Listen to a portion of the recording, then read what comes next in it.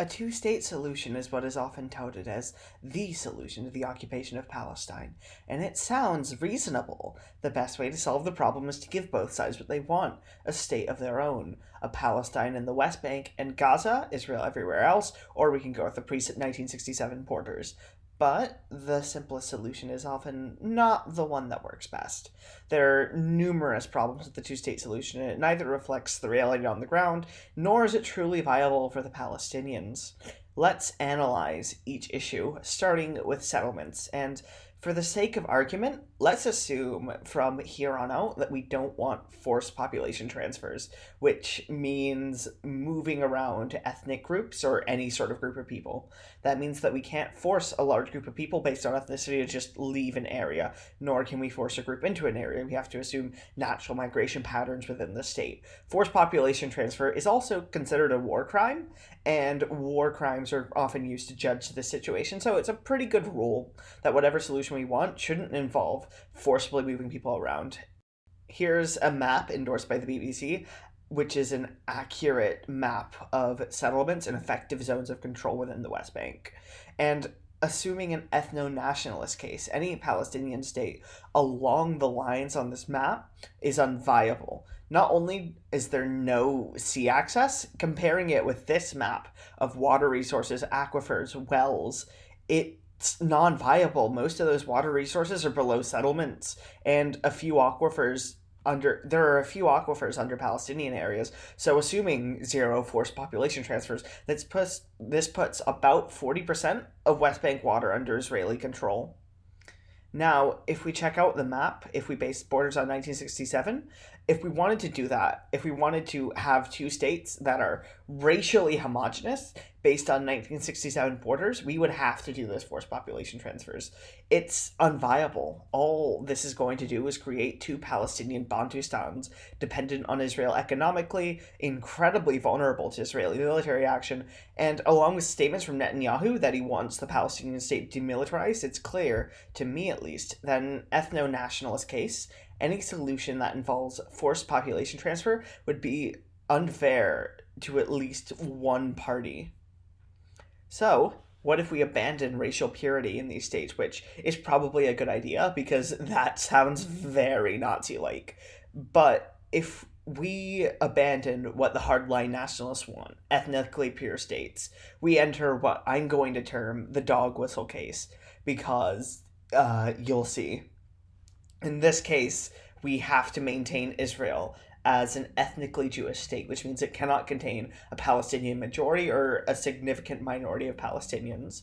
It's code for racially supremacist politics. Not only is it going to fuck over the Palestinians with regards to sea access, it still implements those Bantustans. And what a lot of people don't realize is that the people who want to settle Palestine, the people in the Israeli and West Bank settlements, are not friendly to Arabs or anyone who isn't Jewish for that matter.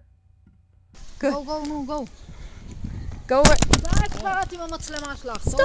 Stop! I'm not doing anything to you. Just go away. We're not hurting anybody here. I don't know what you're saying. את לא מבינה מה אני אומרת. Leave me alone. I don't leave you alone. Yeah, I see this.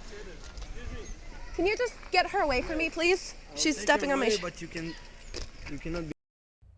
So if we don't want to create ethno-nationalist states, and if we don't want to, do any ethnic cleansing, we've eliminated the possibility of a two-state solution along those lines. We've also eliminated that dog whistle / what Netanyahu refers as a demographic bomb. We've removed that case. So what about a case where we have two nominally independent states? What if we don't mind or care about demographics?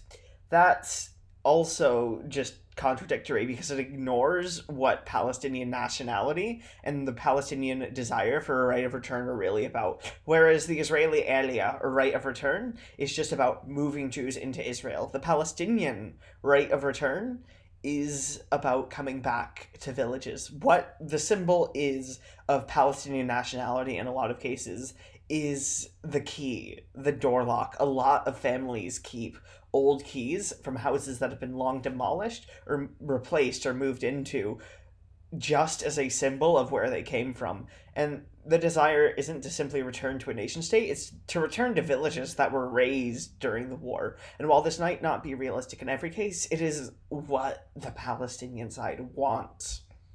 So, what if we want to exchange the right of return for a right of return to a nation state, a Palestinian area? Well, if we assume no forced population transfers, that leaves Palestine as two enclaves, separated and under heavy influence from Israel. There are proposals for a corridor, but that really doesn't change much. It isn't a recipe for a nation state. It's a recipe for, as I said, two Bantustans. And I keep using this word, Bantustan. So what is a Bantustan? A Bantustan is a piece of land set aside to become racially homogenous and to create an ethno-state for a marginalized group within a larger state. They are often poor, they're often under great influence from a larger power, and are functionally powerless when compared to that larger power. They are also often demilitarized and dependent economically on the state they emerge from. The word comes from the Bantustans set up in apartheid South Africa, a nation Israel had great ties with, by the way, and refused to condemn until the end of apartheid. Yikes. The reality is that any nation state that does not allow Palestinians access and freedom to move and live within all of historic Palestine will end up a Bantustan. There is no solution that does not involve forced population transfer that will end up with a functional and independent Palestinian nation state. Thus, the idea of the Palestinian nation state must be given up and foregone as a solution. But this presents another problem. The end of the Palestinian nation state means the acceptance of the Palestinians as a persecuted minority within Israel and leaves the Palestinian people as a people without a state or a nation to call home, vulnerable to expulsion, discrimination, and genocide. So here's the question. How do we solve this? How do we solve both the Palestinian and the Israeli problems? We give up the idea that Jews or Palestinians must have a state of their own majorities.